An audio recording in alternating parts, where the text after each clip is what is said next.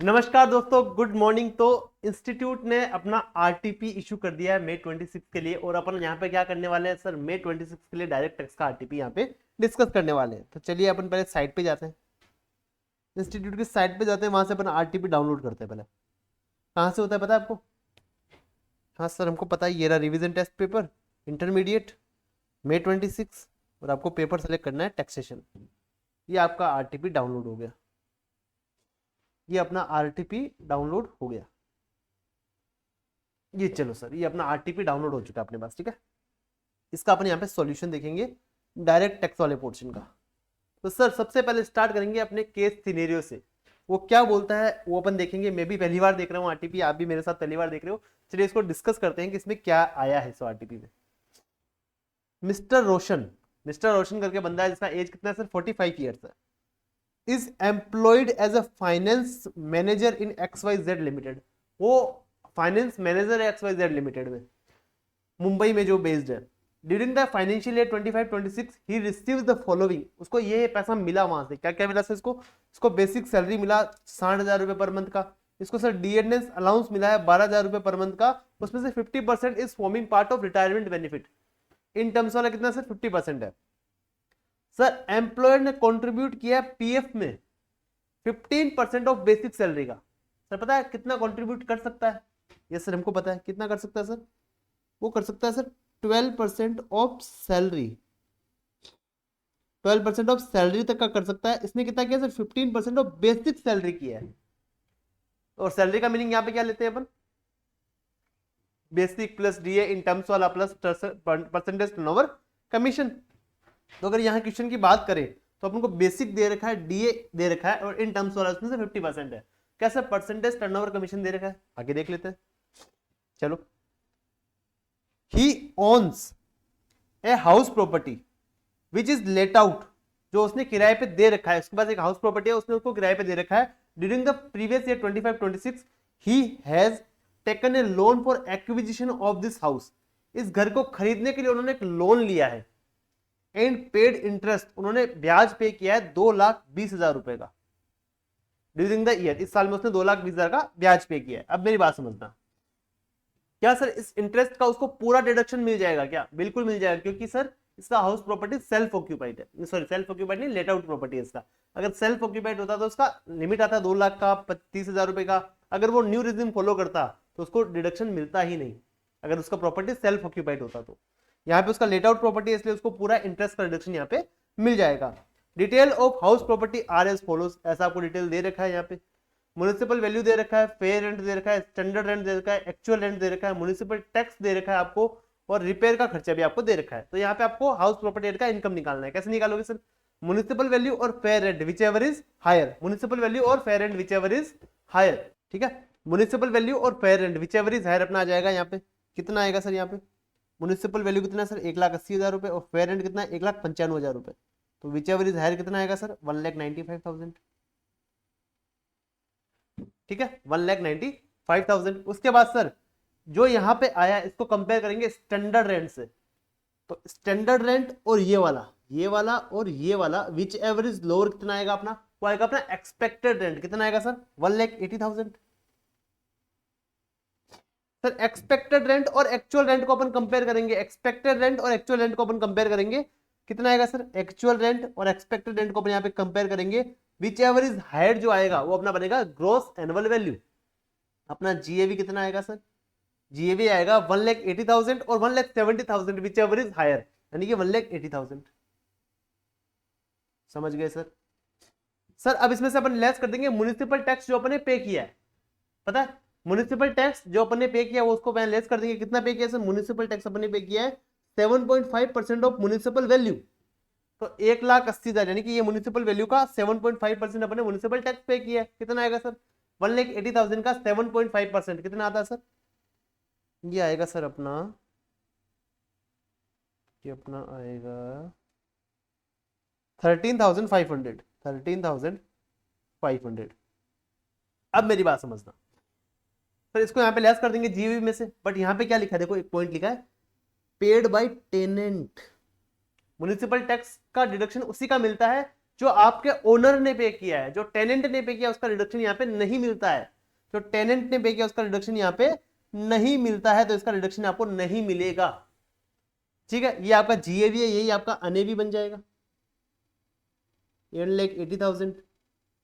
इसमें से लेस कर दो 30%, 54,000 आपने यहाँ पे लेस कर दिया, 30% स्टैंडर्ड रिडक्शन। सर इंटरेस्ट का रिडक्शन मिल जाएगा 2,20,000। तो आपका हाउस प्रॉपर्टी एड का लॉस आएगा, आपका हाउस प्रॉपर्टी एड का लॉस आएगा। कितना आएगा सर, कैलकुलेट करिए कितना आएगा सर।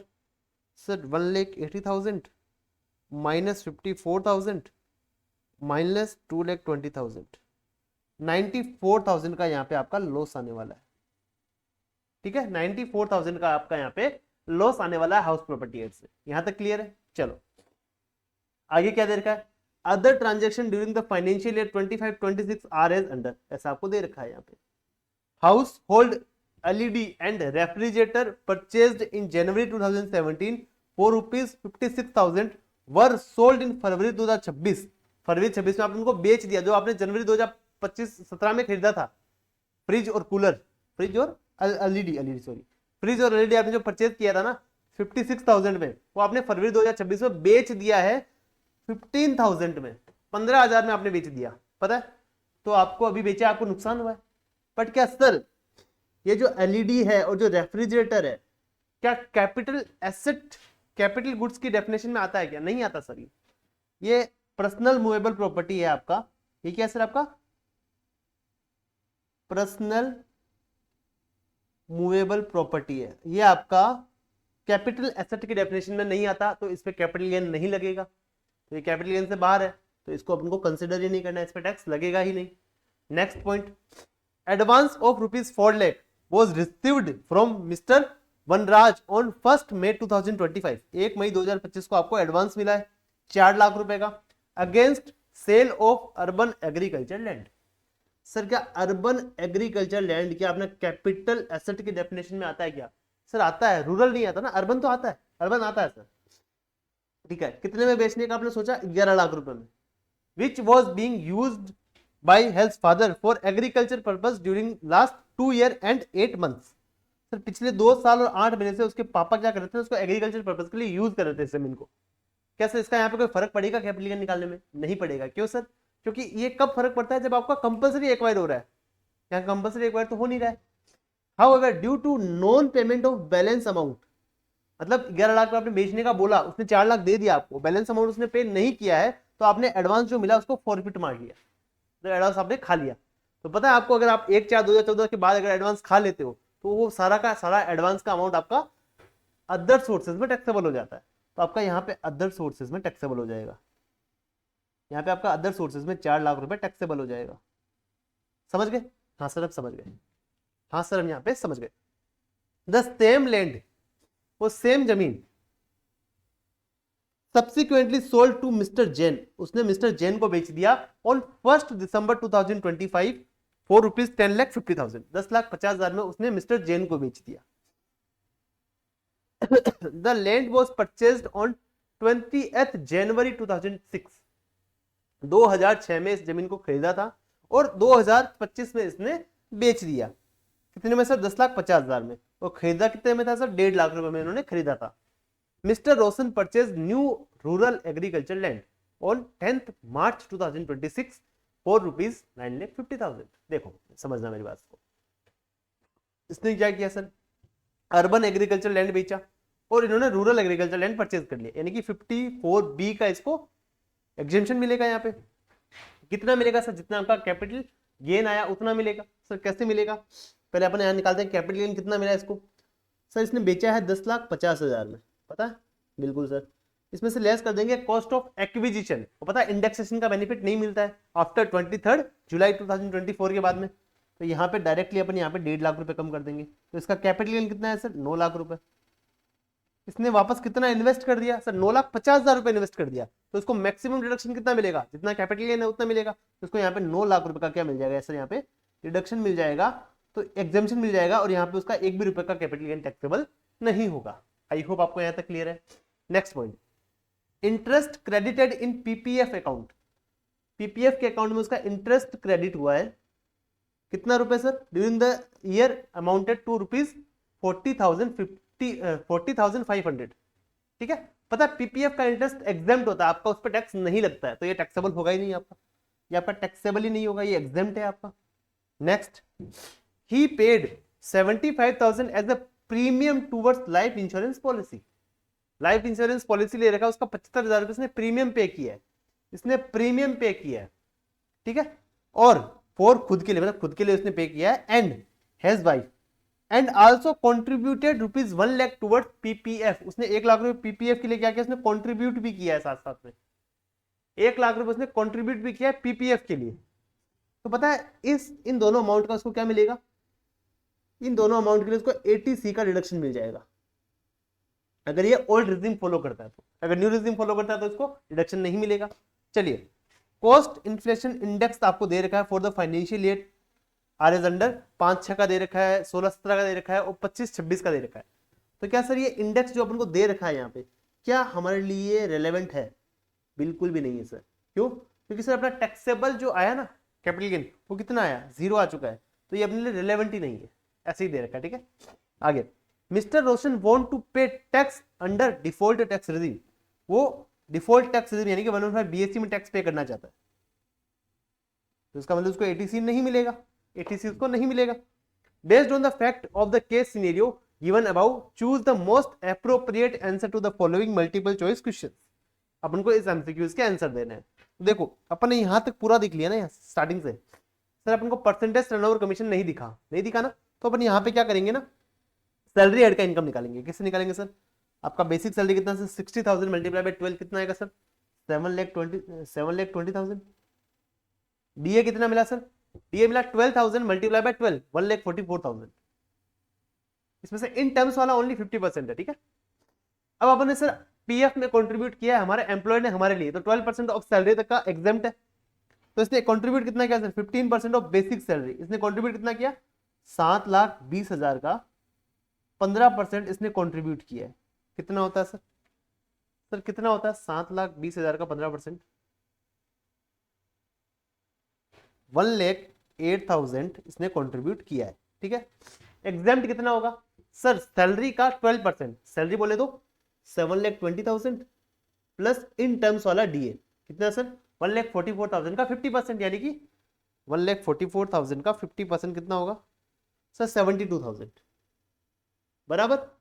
तो इन दोनों का 12% तक अपन को यहाँ पे एग्जेम्पशन मिल जाएगा, तो 7 लेस कर देंगे। कितना आएगा सर? 7,20,000 plus 72,000 into 12%, 95,040 rupees. तो यहां पर अगर बात करें अपन 12,960 रुपीज अपना क्या हो जाएगा सर? टैक्सेबल हो जाएगा। 12,960 अपना यहाँ पे टैक्सेबल हो जाएगा। तो सैलरी इनकम कितना आएगा सर? अपना सैलरी का इनकम कितना आएगा सर? 12,960 plus 1,44,000 plus 7,20,000, 8,76,960। और ये 115 बीएससी फॉलो कर रहा है, तो इसको स्टैंडर्ड डिडक्शन मिल जाएगा 75,000 का। ठीक है, तो इसका टैक्सेबल इनकम कितना आएगा सैलरी एड से? वो आएगा 8,01,960। ठीक है, यहां तक क्लियर है आपको? यहां सर हमको यहां तक क्लियर है। चलिए, यहां तक सबको क्लियर है सर? हम यहां तक अब सबको क्लियर है। तो अपन ने कितने हेड का इनकम निकाला है? एक तो अपने सैलरी हेड का इनकम निकाला है 8,01,960। फिर अपने हाउस प्रॉपर्टी हेड का इनकम निकाला था 94,000 का लॉस था। एक अदर सोर्सेज का था, वो फॉरफिट किया था अपने पैसा 4 लाख का, वो यहाँ पे आ गया। इसके अलावा कैपिटल गेन में 0 टैक्स है, 0 इनकम अपना, बस इतना ही किया था अपने। अब अपने आंसर्स को देखते हैं। What would be the amount chargeable to tax under the head salary? Salary head में आपका कितना अमाउंट टैक्सेबल होगा, ऐसा लिखा है। सैलरी हेड में कितना अमाउंट आपका टैक्सेबल होगा, तो अपने यहाँ पे अभी कैलकुलेट किया। कितना होगा सर? 8,01,960। 8,01,960 कहीं दिख रहा है आपको आंसर में? हाँ सर, बी में दिख रहा है, टिक कर दो इसको टिक कर दो। Second, compute the amount of capital gain chargeable to tax in the hands of mister Roshan. Mister Roshan के हाथ में कैपिटल गेन कितना टैक्सेबल होगा? अभी अपन ने निकाला सर, 9 लाख रुपए अपना कैपिटल गेन आया था, 9 लाख का अपन को यहाँ पे एग्जेम्पशन मिल गया। तो चार्जेबल कितना हो रहा है? 0, 1 रुपया भी टैक्सेबल नहीं हो रहा। तो यहाँ पे अपन कोई 0 का दिख रहा ऑप्शन? जीरो का ऑप्शन दिख रहा है आपको? हाँ सर नील का दिख रहा है, इसको टिक कर दो। Third point, what would be the total amount of mister Roshan for the assessment year 26-27? कितना टोटल इनकम है इसका? टोटल इनकम कितना होगा? 115 बीएससी फॉलो कर रहे हो तो पता है आपका हाउस प्रॉपर्टी एड के लॉस को आप किसी भी अदर हेड से सेट ऑफ नहीं कर सकते। तो इनकम कितना आएगा सर आपका? इनकम तो आएगा 8,01,960 प्लस 4 लाख, पता है 8,01,960 प्लस 4 लाख कितना है सर? 12,01,960। ये आपका टोटल इनकम आ जाएगा। कहाँ दे रखा सर? ये रहा, ये दे रखा है, ये अपना आंसर सही हो गया। अगला, what would be the tax liability of mister Roshan? Mister Roshan का टैक्स लायबिलिटी क्या आएगा? टैक्स का लायबिलिटी कितना आएगा मिस्टर रोशन का? टैक्स का लायबिलिटी कितना आएगा? अब मेरी बात समझ लो, टैक्स का लायबिलिटी कितना आएगा सर? 12,01,960 पे आपको टैक्स निकालना है, निकालो सर निकालो। 4 लाख तक कोई टैक्स नहीं है, 4 से लेके 8 लाख तक 5% है, 4 से लेके 8 लाख तक 5% है ना। एक बार दिखाऊं मैं आपको, एक बार नोट से दिखाऊं मैं आपको? हाँ सर नोट से दिखा दीजिए ना एक बार, मैं आपको नोट से दिखाता हूँ स्लैब क्या है। 4 लाख तक कोई टैक्स नहीं है, 4 से लेके 8 तक 5% है, 8 से लेके 12 तक 10% है, 10 से लेके 12 से लेके 16 तक 15% है, 16 से लेके 20 तक 20% है, 20 से लेके 24 तक 25 है, 24 से ऊपर वाले इनकम पे आपका 30% यहाँ पे टैक्स का रेट लगने वाला है। बराबर? कहाँ पे गया, कहाँ पे गया? ये रहा, बराबर है? हाँ सर हमको बराबर है, सर हमको एकदम बराबर है, एकदम हमको बराबर है। समझ में आया? ये आपका टैक्स का रेट यहाँ पे रहने वाला है। तो यहाँ पे आपको टैक्स निकालना है, यहाँ पे आपको टैक्स निकालना है। और मैंने आपको बोला कि सर आप हाउस प्रॉपर्टी हेड के लॉस को किसी भी अदर हेड की इनकम से सेट ऑफ नहीं कर सकते। यहाँ पे पॉइंट लिखा है 115 बीएससी में कि क्या आपको एग्जेम्पशन नहीं मिलेगा, कौन से हेड का है वो नहीं मिलेगा, वो सब यहाँ पे आपको लिखा हुआ दिख जाएगा।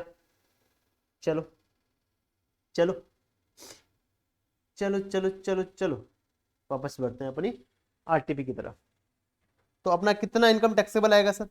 तो सर अगर बात करें 4 लाख पे अपना आएगा, 4 लाख पे 5% कितना था सर? 20,000। 8 लाख से लेके 12 लाख तक जो 4 लाख रुपए उस पर 10% यानी कि 40,000। उसके जो ऊपर वाला इनकम है 1960 रुपए, उस पर 15%। 1960 का 15% कितना होता है सर? 1960 का 15% कितना होता है सर? 294। तो अपना टोटल जो टैक्स आएगा कितना आएगा सर? वो आएगा सर अपना 60,294 आएगा अपने पास। 60,294 आएगा, इसमें अपन को 4% ऐड करना भी रहेगा। बट सर अपन ने एक सेक्शन पढ़ी थी 87A रिबेट वाला, उसमें पता अपन ने क्या पढ़ा था? उसमें पता अपन ने क्या पढ़ा था? उसमें अपन ने पता क्या पढ़ा था? उसमें अपन ने पढ़ा था सर, क्या पढ़ा था उसमें अपन ने? उसमें अपन ने ये पढ़ा था कि अगर आपका इनकम 12 लाख से थोड़ा सा ज्यादा है, अगर आपका इनकम 12 लाख से थोड़ा सा ज्यादा है, देखो यहाँ पे क्या लिखा है, अगर आपका इनकम 12 लाख से थोड़ा सा ज्यादा है तो आपको रिबेट मिलेगा 87A का। अगर आपका टैक्स जो आ रहा है ना, जो 12 लाख से ऊपर जो आपने इनकम कमाया है वो वाला, और जो टैक्स आ रहा है, अगर उन दोनों में डिफरेंस है और ये वाला टैक्स आपका ज्यादा है तो आपको उतना ही पे करना है जितना आपने 12 लाख से ऊपर कमाया है। समझ में आया? पूरा आपको टैक्स पे करने का जरूरत नहीं है। देखो क्या लिखा है, पहले आप क्या करोगे, टोटल इनकम देखोगे 12 लाख से कितना ज्यादा है। अपने यहाँ पे कितना था सर? 12,01,960 रुपए, उसमें से 12 लाख लेस कर दोगे तो 1,960 रुपए आ जाएगा। आप कंप्यूट टैक्स लायबिलिटी निकालोगे, टोटल इनकम पे कितना आया। अब आपको पता लगेगा सर जो भाई हमारा ए में जो आया ना डिफरेंस, उससे टैक्स हमारा ज्यादा है, उससे हमारा टैक्स ये ज्यादा है, तो अपन को कितना पे करना है? जो अपना ए में आया था वही अपन को पे करना है, उसमें अपन को 4% हेल्थ एजुकेशन से ऐड करना पड़ेगा, उतना ही अपन को यहाँ पे करना है। तो अपना टैक्स कितना है यहाँ पे? यहाँ की अगर अपन बात करें तो अपना टैक्स कितना आया सर? यहाँ पे अपना टैक्स जो आया था सर, वो टैक्स आया 60,294। और अपने एक्स्ट्रा कमाया कितना है सर? अपने एक्स्ट्रा कमाया ओनली 1,000। एक्सेस कितना कमाया अपने सर? 1,960। तो अपन इसमें 4% ऐड कर देंगे और यही अपन को पे करना है गवर्नमेंट को, यही अपन को गवर्नमेंट को पे करना रहेगा। तो अपन क्या करेंगे, 1960 प्लस 4%, 2038। इसको अपन क्या लिख सकते हैं? 10 के राउंड ऑफ में क्या लिख सकते हैं इसको सर? 2040 अपन इसको लिख सकते हैं। तो अपना आंसर डी वाला सही हो जाएगा, अपना आंसर डी वाला यहाँ पे सही हो जाएगा। पांचवा, what would be the tax liability of mister Roshan? Mister Roshan का टैक्स लायबिलिटी क्या रहेगा for the assessment year 26-27 if he opt out the default tax regime? अगर वो डिफॉल्ट टैक्स रेजिम फॉलो करता है तो इसका टैक्स लायबिलिटी क्या रहने वाला है? मतलब ये 115 बीएससी फॉलो नहीं कर रहा है। अगर 115 बीएससी फॉलो नहीं कर रहा है तो उसका टैक्स लायबिलिटी क्या रहने वाला है ये अपन को यहाँ पे बताना है, बस सिंपल सा है। सर कैसा रहेगा? अभी इसका इनकम कितना है सर? अभी इसका इनकम आ रहा है सर 12,01,960 रुपए, पता है? अब मेरी बात समझना, अगर ये नॉर्मल प्रोविजन फॉलो करेगा तो उसका हाउस प्रॉपर्टी का जो लॉस है वो भी अदर हेड से सेट ऑफ करेगा, एटीसी का इसको रिडक्शन भी मिलेगा, पता है आपको? तो इसका जो सैलरी हेड से जो इनकम आया था ना, इसमें इसको 75,000 का रिडक्शन मिला था, अब यहाँ पे 50,000 ही मिलेगा, पता है? तो इसमें 25,000 ऐड कर दो, तो उसका सैलरी हेड से इनकम कितना आएगा सर? 8,26,960। 4 लाख अदर सोर्सेज का बराबर है। हाउस प्रॉपर्टी एड का जो लॉस है ना 94,000, वो भी यहाँ पे आप सेट ऑफ कर सकते हो, समझे? और ये सब करने के बाद जो आपने एलआईसी वगैरह यहाँ पे करवाया था ना फोर्थ पॉइंट में, उसका रिडक्शन भी आपको एटीसी में मिल जाएगा, मैक्सिमम 1.5 लाख मिलता है ना, तो यहाँ पे कितना सर 1 लाख और 75,000, 1,75,000 आपको मैक्सिमम यहाँ पे 1.5 लाख का रिडक्शन भी मिल जाएगा। तो चलो कैलकुलेट करो आप, 8,26,960 प्लस 4 लाख प्लस माइनस कर दो 94,000, तो आपका आएगा सर 11,32,960। इसमें से आप लेस कर दो कितना सर? 1.5 लाख का एटीसी का रिडक्शन, मैक्सिमम आपको 1.5 लाख ही मिलेगा। तो यहाँ पर अगर मैं मोटा मोटी बात करूँ तो आपका इनकम आएगा 9,82,960, ठीक है? 9,82,960 पे आपको टैक्स कैलकुलेट करना है, करो। 2.5 लाख तक कोई टैक्स नहीं है, 2.5 से लेके 5 लाख तक 5% है, 5 से लेके 10 लाख तक की बीच वाली इनकम पे 20% लगेगा। तो सर 2.5 लाख तक तो कोई टैक्स नहीं है, नेक्स्ट 2.5 लाख पे सर 5% यानी कि 12,500। अब जो बच गया है ना कितना सर? 5 लाख से ऊपर है, कितना सर? 4,82,960 पे आपका 20% टैक्स लग जाएगा। कितना लगेगा सर? 4,82,960 पे आपका 20% टैक्स लग जाएगा, वो आएगा 96,592। दोनों का टोटल कर लो सर, आपका टैक्स आएगा 1,09,092। इसमें आपको 4% ऐड करना रहेगा, हेल्थ एंड एजुकेशन से ऐड करो, तो सर आपका टैक्स लायबिलिटी जो आएगा वो आएगा 1,13,455.68। तो इसको आप लिख सकते हो 1,13,460, इसको आप लिख सकते हो, राउंड ऑफ 10 के करना है आपको। तो 1,13,460 रुपये आपको आंसर कहाँ दिख रहा है सर? ए वाला। तो ये वाला अपना आंसर यहाँ पे सही हो जाएगा। यहाँ पे आके अपना एमसीक्यू केस सिनेरियो पूरा कंप्लीट हो जाता है, यहाँ आके अपना एमसीक्यू पूरा केस सिनेरियो यहाँ पे कंप्लीट हो जाता है। आई होप आपको यहाँ तक समझ में आया।